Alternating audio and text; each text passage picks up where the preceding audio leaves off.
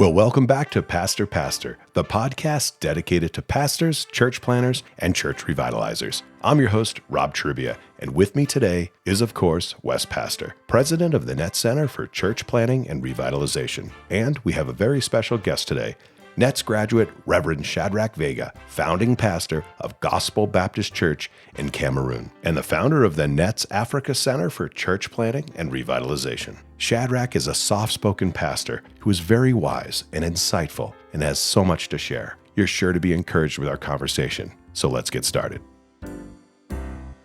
Well, Wes, thank you for being with us, as always. Shadrach, it's great to have you here. You're visiting Vermont from your home in Cameroon on the western coast of Africa.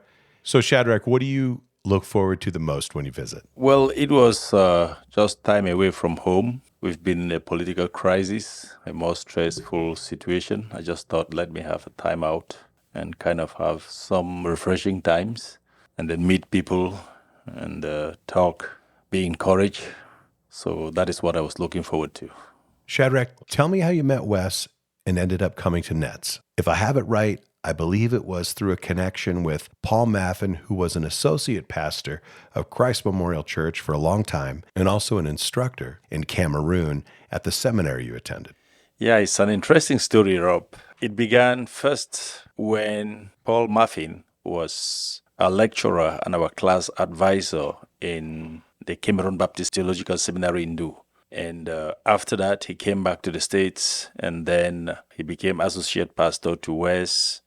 And then Wes found the Nets Center for Church Planting, and then they are thinking of a church plant beyond New England. And then they will start thinking of somebody in Africa. That's how Paul kind of remembered that he had a student in the States, and he was mentored, sent to Cameroon. Wes came because of the plant in Cameroon. That's how he found me when I was pastoring Queen Baptist Church, and that's how he invited me to be mentored and trained in Nets for church planting.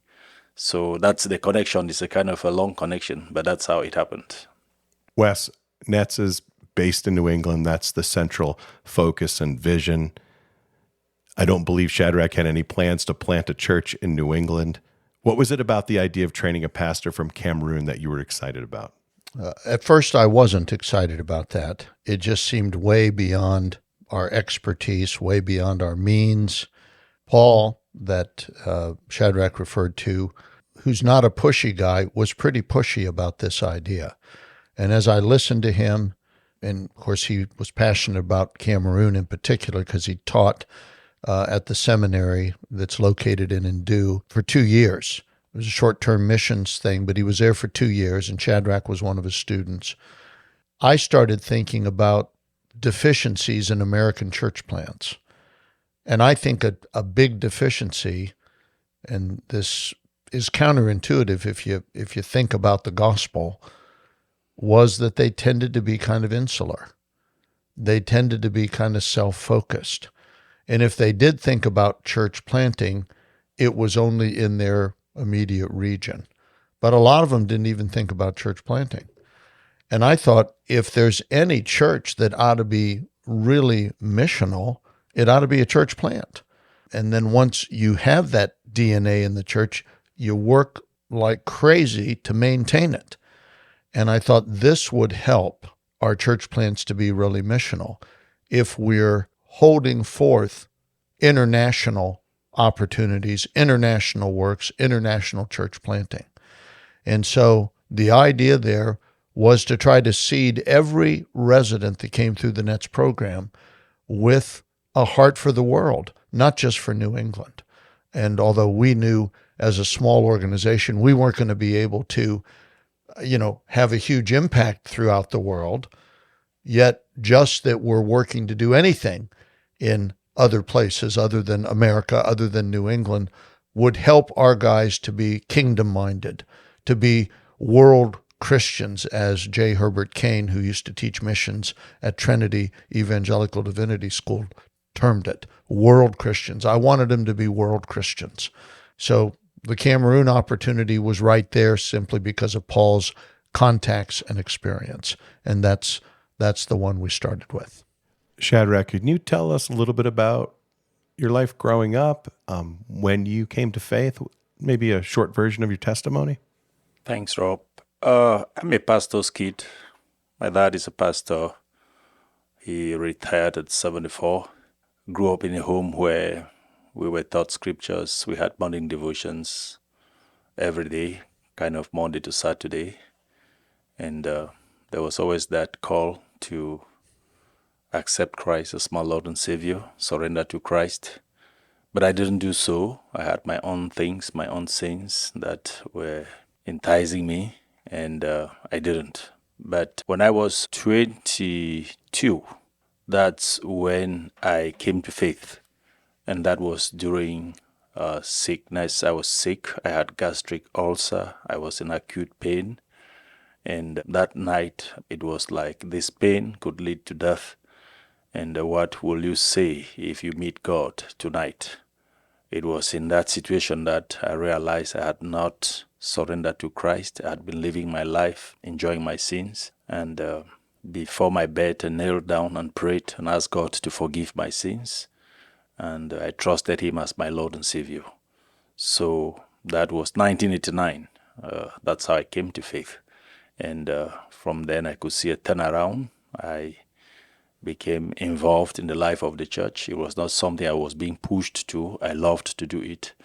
And shortly after then, I just found that it was transforming into a call to ministry. People started seeing that gift of a pastor. They would tell me, you need to go to the seminary, train, and be a pastor, which was not what I initially wanted. I wanted just to be a Christian and have my job and be able to serve the church from my job. But at the long run, I was persuaded and I was convinced internally, and even as there was that external persons who were saying that, I went to train in the seminary and to get into ministry. So, Shadrach, you came to faith at 22 as a pastor's kid. You start to see a real change in your life. Others around you think that you may have the gift of teaching, they thought maybe you should be a pastor yourself like your father. And you start to be convinced that God is calling you into the ministry. Before that, backing up to 22, what was your family life like? I'd like to know a little bit more about that, because I think a lot of people would just be fascinated to hear a little bit about growing up in Cameroon. Sure. Like I said, I was a pastor's kid. My dad had 10 of us. I was the second in a family of 10. Yes. So again, back then, being a pastor's kid was quite a very challenging thing, because most of the pastors, the salaries they were paid was not the best. So most often it was tough for you. Sometimes we were not even sure of 2 square meals. And we had to do lots of farming, lots of things, especially for those who were the elders. We had to work, you fetch wood to do things. So it was kind of tough growing up. But we thank God for His providence and for the godly example of my parents. So you're the second child of 10. So it sounds like you were maybe almost a second father too. Exactly. I'm the first boy because my eldest is a woman. I have an elder sister. And then I'm the first boy. We are 5 boys and 5 girls. Oh, wow. How do you think that shaped you? Well, like kind of what we have back there in Africa, the eldest are like second parents to the juniors. You do a lot to help your parents, to run the family. When they are not there, you are kind of like put into a parenting mood because you are in charge. So you go to farm with them, you do lots of things. And growing up, like graduating from the seminary, when I went to pastor, it was just obvious. You need to get some of your juniors to be with you. That's one way to assist my parents. So I had about 2 of my juniors, and I was sponsoring them in secondary school. That's another way of appreciating and helping them. So my elder sister had about 2 again that she was sponsoring and helping them to get education. I'm curious what your training looked like. So you decided to become a pastor. What did you do first? I mean, did you get a bachelor's degree? Did you go on to seminary? Did you already have a degree potentially? No, I had my high school certificate. And so I used that to go into a seminary called Cameroon Baptist Theological Seminary, where I did a first degree in theology. That was from 1992 to 1995. And then thereafter, with the help of NETS, I pastored for 13 years after my first degree. Then Wes found it out and invited me to NETS. And then NETS opted to sponsor me in Southern Seminary, where I did an MA in missiology. And coupled with the mentorship I received for church planting. And then when I went back to Cameroon, and as I was pastoring, I think for about 4 years, again after planting Gospel Baptist Church, I enrolled for the Doctor of Ministry program in Ekwa Theological Seminary in Nigeria. And I completed my dean studies in 2018. Wow, that's a lot of school. So you were pastoring for 13 years, but then decided to come back to the U.S., sponsored by NETS. What was it about coming to the United States that appealed to you, that you thought, I need more training? First, I had come to the point when I was pastoring, that is in Quen Baptist Church, one of the flagship churches of our convention, that I needed to do church planting. I wanted to shift from just pastoring, being called to pastor, to plant a church. And secondly, with my coming to know Wes, I could see he always emphasized the idea of the centrality of the gospel in preaching, in ministry. So I wanted to do church planting, but I also wanted to be mentored in how to preach the gospel clearly and how to do a gospel-centered ministry. So that is what actually attracted me to NETS. I'd already developed the passion that I wanted to plant, but I also wanted to also be drilled and schooled on how to preach the gospel clearly from scriptures, which is something I saw that NETS was doing and doing so very effectively. So that's actually what attracted me to NETS. What made you think that NETS could help you with your gospel ministry back in Cameroon? Before I came, NETS had done their first church plant in Cameroon. Again, it was not just church to plant a church. At first, in my mind, I just wanted to plant a church. But NETS also added another component, not just planting a church, but planting a church planting church, okay, besides preaching the gospel. So I think those are the things that caused me to come. Wes, you've obviously mentored many pastors in the United States. I'm curious how it's different to coach and mentor a pastor from another continent. What was this like for you? Well, I think there's some similarities with any positive mentoring situation, regardless of continent. And the one that's the most encouraging is when you see someone who's truly teachable, truly humble. That doesn't mean they have to implement everything they learn or that they have to buy into everything they learn, but they're hungry to learn. And then when you add to that they're hungry to learn the most important things. So there's some discrimination.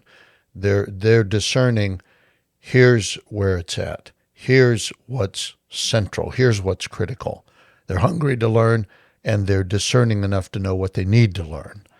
And so with Shadrach, he was hungry, and he was discerning. And so it just made it a joy. The only danger that I felt was that maybe I wasn't going to be able to be effective in communicating in it because it was all on me now. He was willing, eager, discerning, and I just wanted to make sure I gave him enough of the goods in terms of being clear about gospel ministry and how to interpret Scripture in a Christ-centered way, a gospel-centered way, that he could run with it. And there's also another component, I think, with internationals, which is they have to be able to separate the cultural aspects of their training from the essential gospel components. And right away I was struck with Shadrach's ability to make that distinction, because we don't want to export Western Christianity to Cameroon, West Africa. We want to export the gospel and solid gospel ministry, and then they have to fill in the spaces with what's culturally unique. And we're not representing ourselves as knowing that. I mean, that's why we got Shadrach. He knows his culture. I don't know Cameroonian culture. And even if I went over there and lived for 10 years, I wouldn't know it as well as he knows it. So we tried to stick to the basics, but it's challenging because he worshiped at Christ Memorial Church for a couple of years. And if you're not discerning, you could just be kind of caught up with that and think, well, this Western version of it is the way to go. No, the Western version of it isn't the way to go. The gospel version of it, adapted to Cameroonian culture, is the way to go. And so you're looking for a man that isn't infatuated with the U.S. That's part of the problem with the U.S. You can kind of get infatuated with it. The truth of the matter is there's plenty not to be impressed with if you really know what you're looking at. But they want to bring that into their country. And Shadrach didn't have any of that confusion. So those three things, I would say, were very, very much on display with him and with his character. Shadrach, what are some of the things that you exported from your time at Nets and Christ Memorial Church to your church plants in Cameroon? What are some of the key things that you think you learned? First of all, preaching Christ from Scripture, be it Old Testament, New Testament. We want to make the gospel clear. That was key in first and foremost of what I actually took back home. And then preaching through Bible books. Before I came to Nets, I was a topical preacher. We preach one topic from Genesis, the next Sunday preach something from Revelation, the next you preach. But with the training and with seeing how Bible books were preached through in CMC, and I could see how that actually contributed to the health of the church.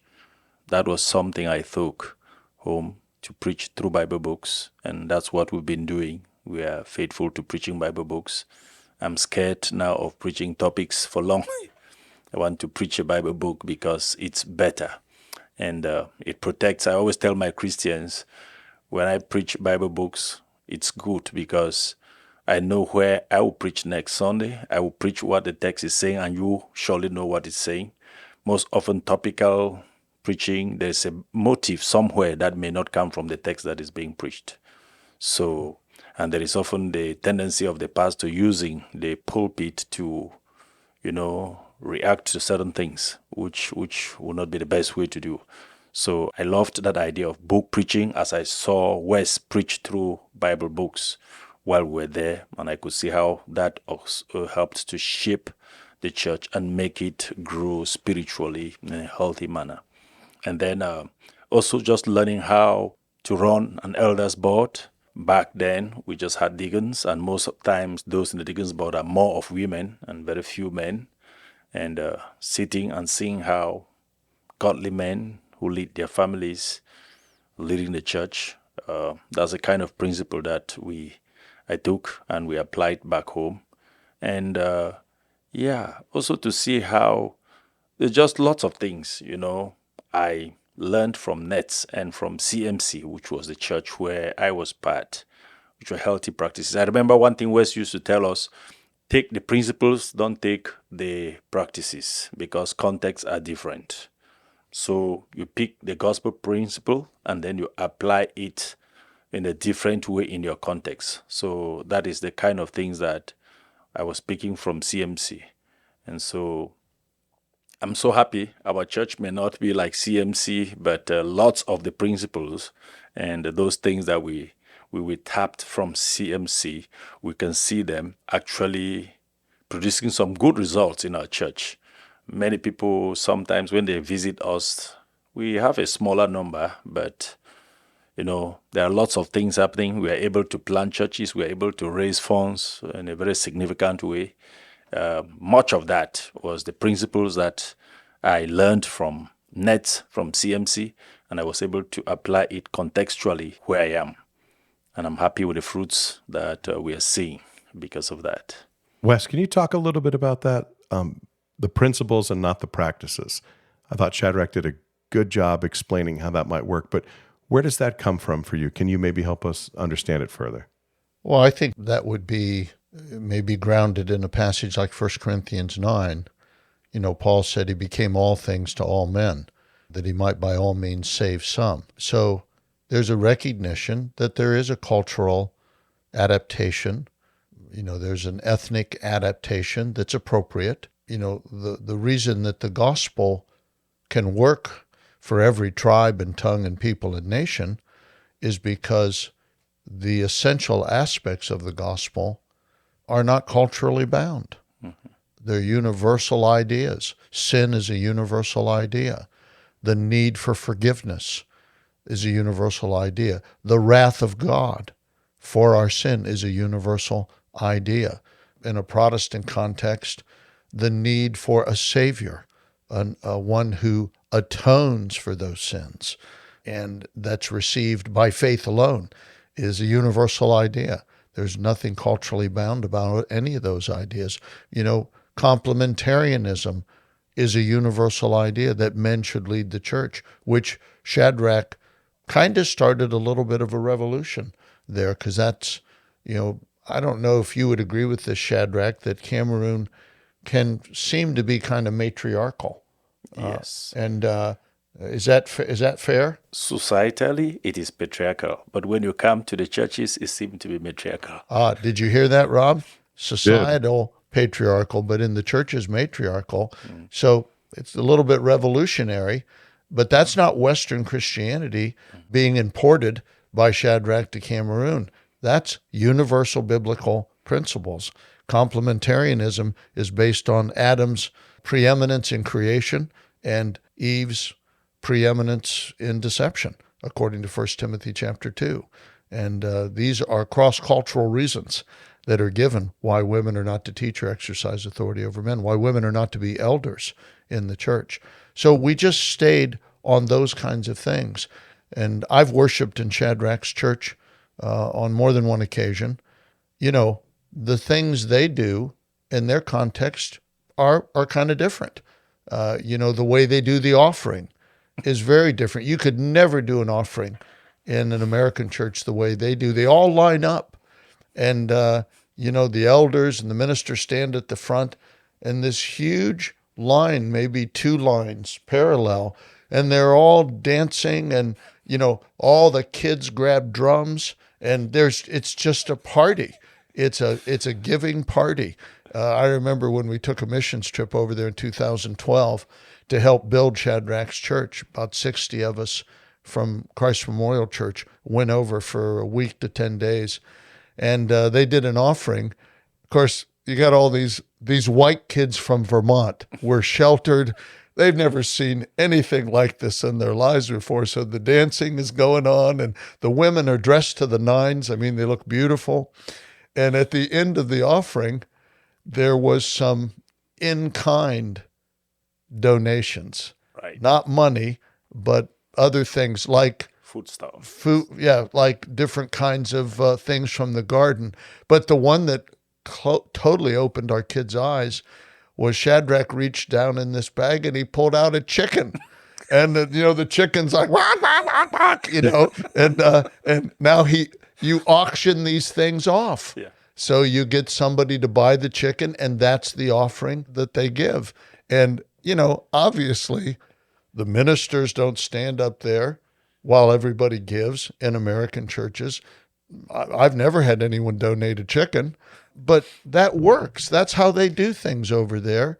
And we don't need to have some sort of principle that's really a much more of a Western kind of thing imposed on them. And Shadrach was able to make those distinctions.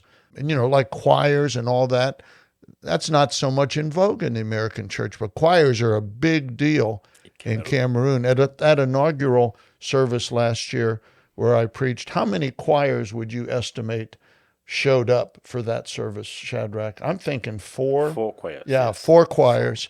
And, again, all dressed to the nines and well rehearsed. And it's just a different culture. And these are not things that the Bible requires us to be uniform on. And I think this is also key. You got me going now, Rob. This is also key to unity in the American church. I'm going to be a little controversial here. I mean, do we all have to be Trump Republicans to be committed Christians? Evangelicalism really got on board with that. And a lot of churches almost made it a litmus test for orthodoxy. And, we would say there's not uniformity required on that. You don't have to even be Republican. I would say there's certain parts of each party's platform that might be contradictory to scriptural principles, and we want to be uniform on that. But I think unity is based on making sure we're sticking to what the scriptures require us to be unified on and giving freedom, even in our churches.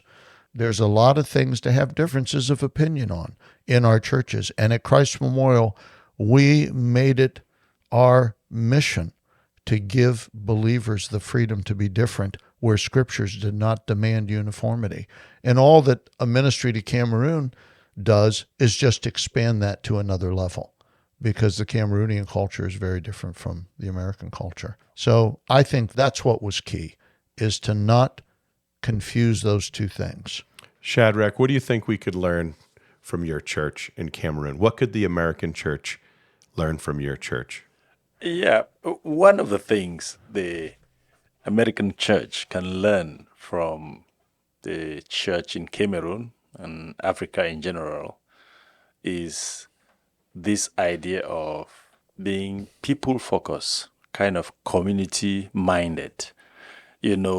As Africans, we are people who kind of community-focused. Individualism for us is not a big issue. There is an idea of individualism, but that is down. What is up, you consider people, and then before your individual needs. Like you asked, I'm from a family of 10. I'm the second. I've virtually assisted almost the rest of all my siblings below me. So it's not just about me, it's about you succeeding and assisting others. And so we are big on family.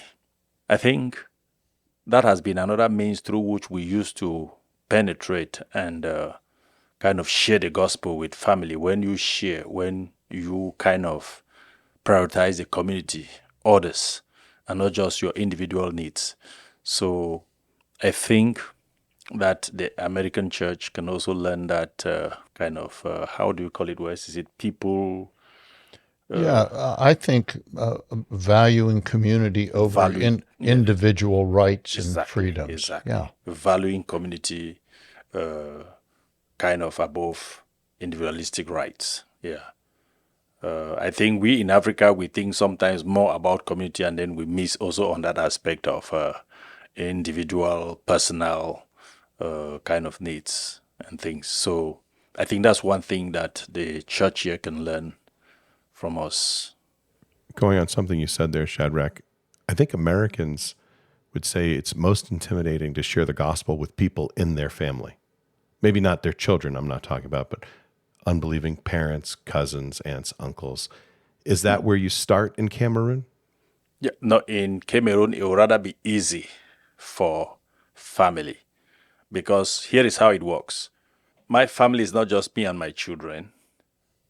I have two persons stay with me. One is my wife's nephew, and then I have another girl in the house. She's doing her high school studies. The parents couldn't pay rents, so they pleaded for us to host her so that she can study. That's family. At a certain time, I used to have about 9 persons to 13 persons in my house. They stay with us. Some are learning technical skills. Some are going to school. And so in the morning devotions that we do, because we have to do it corporately, so there's a way that you listen to the gospel from that. And then it's a requirement for most of our Christians. If you are staying in my house, you must go to church on Sunday. You don't have the liberty to say, I'm not going to church. And so for most of them, if you are coming for one of the rules, as we're going to church, you are going. If we are doing this, we are doing it. You are not coming to say, I like this or I like that. So through those connections, that is how, you take them to church, and then eventually, as they are listening, at God's appointed time, they come to faith. So family, it's easy. And then normally with us, when you help family, you stand there for their needs. You assist. When you bring the gospel, it makes sense. But if you don't assist your family, you are not mingling with them. You are talking about your gospel, nobody will listen to you. Wes, what do you think the American church can learn from Cameroon? Well, I think what Shadrach is saying is huge, and it's cultural. They value the community above the individual rights. We've turned that completely on its head. It's all about the individual in America, and we have trouble because of that in our churches. I also think that, and I'm hearkening back to my favorite seminary professor, Dr. Hanna, when I was at Dallas Seminary, and he described the growth of Christianity in America, and he talked about the Methodists. You know, John Wesley sent evangelists, Coke and Asbury, over in the late 1700s. So they were the last denomination to come to America by 100 years. And they were the first denomination to cross the 1 million member mark. And they did it right at the end of the Civil War in 1865.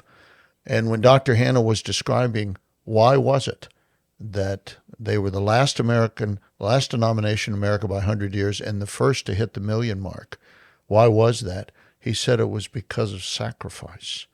You know, the mighty Methodist circuit riders usually didn't get married, and the average age I remember from that class in which they died was in their 30s because they lived such a hard life. You know, they were out. There's a story about the Baptist and Presbyterian missionaries at a stagecoach station, and it's raining cats and dogs. And the Presbyterian says to the Baptist, "I wonder who's out today." And the Baptist says, "Nobody but ducks and Methodist circuit riders." And that's the image and the reputation they had. Sacrifice, which we have waned significantly in our commitment to. So, you know, Shadrach's planting churches. The Nets Africa Center's planted 6 churches and is in the process of revitalizing 4 churches. And there's kind of a pseudo-civil war going on over there. And when Shadrach was in church at Christ Memorial Church 2 Sundays ago, he shared that their church has paid somewhere close to $40,000 in ransom money. So the separatists kidnap people. His wife almost got kidnapped recently. They kidnap people. They kidnap children, and they demand money in order to buy weapons. Now, no one's gotten killed in that process yet, have they? Although they just had a member that got shot.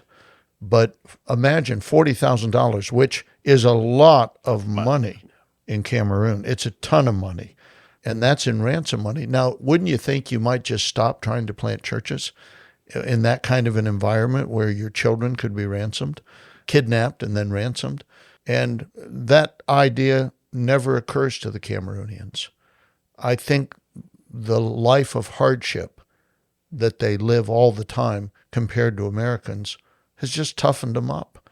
And their mindset is a simple mindset. The gospel needs to go forward. And yes, there's obstacles like bullets, but we're moving forward. We're going to sacrifice to make it work. And I think the American church could learn from a lot of countries like Cameroon and the trouble that those nations often see about sacrifice. So I think community and sacrifice are probably the 2 biggest ones I see.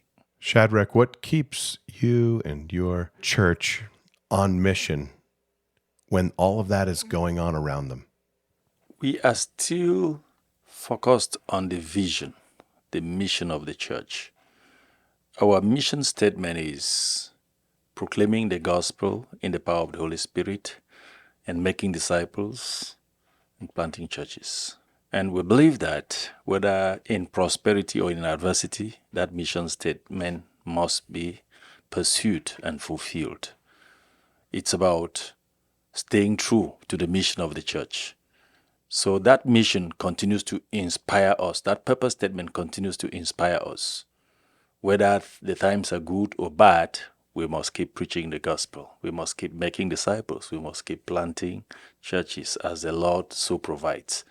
So the mission has been what has been The mission statement has been what has been propelling us, and God in His grace has been sustaining us and helping us to stick to that. Well, thank you for sharing that. Wes, as we close this episode, I wondered if you might share a little bit about what you've learned and what inspires you about Shadrach. Well, I've already mentioned his humility, his teachability. To put that in context, when I met Shadrach, he was the senior pastor, the what we would call the senior pastor of one of, if not the most prominent and prestigious churches in all of Cameroon. Maybe there's a church in the capital, Yaoundé, that might be a rival to that. But this was a large church, a very prestigious pastorate, a huge facility located right on the Cameroon Baptist Convention property, right where they're located, right on their compound. For him to be willing to give that up, he resigned that position and came to Nets. And, that tells you what a visionary he is. And, I don't know if that was a tough decision for Gladys or not. I have to think it was. She probably thought you were a little crazy, didn't she, Shadrach? Yeah, right. But that he would manage his marriage in such a way. He's got a dear, dear wife, Gladys. She's right with him. And they both came to Nets because, of course, Nets is for husbands and wives, pastors and pastors' wives. And the humility, the clarity, the doggedness to pursue the vision, and watching Shadrach from afar, seeing how he's managed his congregation, how he's fundraised. One of the problems with works in countries that are sort of economically depressed like Cameroon is that America becomes a meal ticket.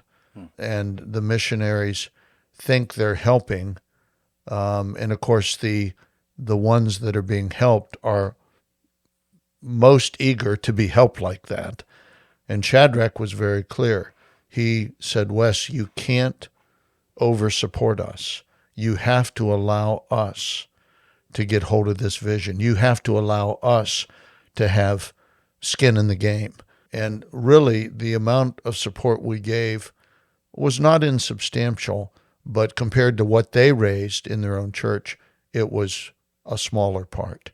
And so a willingness to step out, trust God, help his people to own it, to embrace it, and then to shepherd them toward a little different paradigm where the leadership looks different, the preaching looks different, the hermeneutic looks different, and the vision to plant churches, not only in Cameroon. I mean, Shadrach wants to keep going west. Nigeria is right next to him, Ghana, and do a real work there. And they've already got something up right on the Chad border that he hasn't given up on. And that would be, that's 1040 window stuff, Muslim territory. To move the church to think like that, he's done it masterfully. He's a real pastor. He's a truly godly man and godly husband. And our church and I personally are blessed to know him and be in partnership with him. Well, Shadrach, it's just incredibly encouraging to hear everything that you and your ministry and your pastors are doing back in Cameroon, and we will be praying for you. Gentlemen, thank you both. You're welcome. Good to see you, Rob.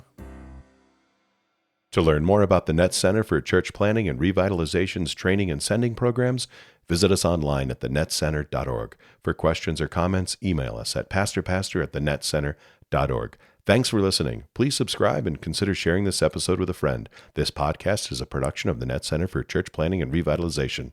Nets, for the life of the church.